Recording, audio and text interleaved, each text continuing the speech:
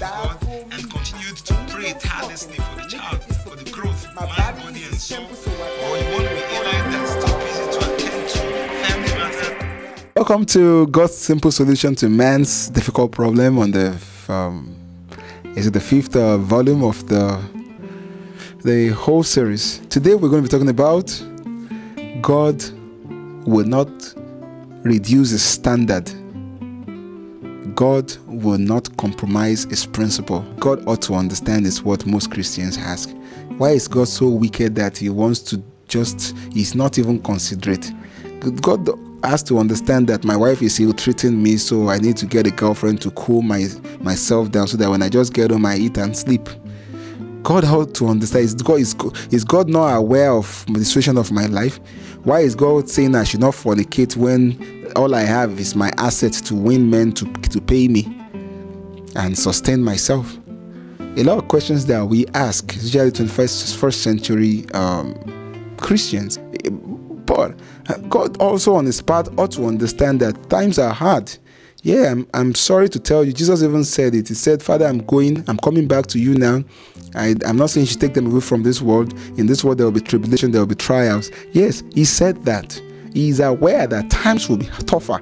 As a matter of fact, it's tougher now because we're in the era of the Antichrist. For a couple of weeks now, if you read the headlines, a lot of things are happening that were unheard of in the past. Even people that died some years ago will be thanking God that they are not even on earth to see some of the happenings that we're experiencing now. Pedophilia, bestiality, so many things going on now. You are even forbidden in some parts of the world to talk about homosexuality. Some couple of days ago, someone refused to solemnize gay people and he was sentenced to jail. Things are happening. We're in the era of the Antichrist. But despite the era that you found yourself, you can't commit suicide as a child of God. You need to stay steadfast at this period. This is a period, there's a proverb that says that when the going gets tough, the tough gets going. It also applies to our spiritual life. Things are getting tough spiritually now. Things are getting tough now in our stewardship. Things are getting tough now. Corruption has eaten into every facet of the society, including the church. A lot of things have been compromised. Issues, principles have been really, compromised. But as a matter of fact, you need to do what? To stay steadfast, because God would not be considerate, especially when it comes to righteousness. Because if you want to have the peace and the joy of the Holy Ghost, firstly is you must pass the stage of righteousness. Then you can have peace and joy of the Holy Ghost, or joy in the Holy Ghost. So you need to get it clearly that times are hard. Times are going to be harder. I asked someone a question some couple of days ago that, what if rapture had taken place? What if almost everybody has the mark of the beast now? What if we're in an era where you have to pay through your nose to make it to heaven? Then you have to double up. You really have to sit tight as a Christian. You have to be ready night and day. You must face it now with everything. You must take the bull by its horn now, because God will not reduce his standard. He won't lower the standard. Recently, I read in the headline that JAMB had to bring the cutoff down to 180 to get into the university. God won't bring the cutoff down to get into heaven. There's no way you want to do arts without passing literature.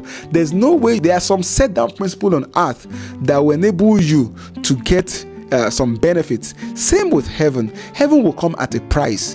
Are you ready to give what it takes? If you check Matthew 24:24, that there will be false people, fake prophets, fake Christ, fake messiahs, and they are already here. They've been doing so many wonders because that's what you want. Woe unto that nation that seeks after wonders and signs, because they will not get what they only get: pervertness.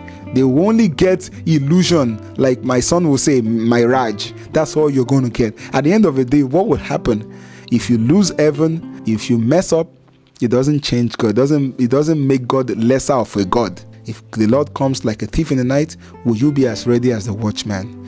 I pray that the Lord gives you that enablement to stand firm in faith, especially in this end time, in this Antichrist era. May the good Lord continue to be with you. I say bye-bye.